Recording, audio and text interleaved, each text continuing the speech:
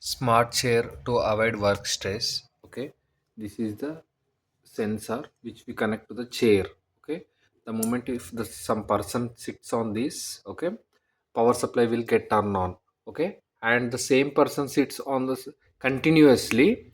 Okay, so automatically here it will show alert take rest, so that he can like take rest, and after some break, after the break he can continue the work. Okay, and if he is not available, the power supply will get turned off. Okay, this is what the power supply, relay and microcontroller.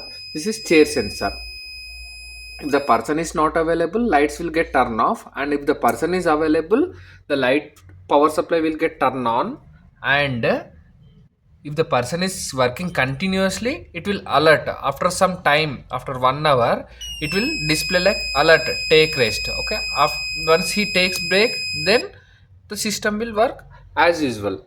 In this way we can avoid the stress at workstations.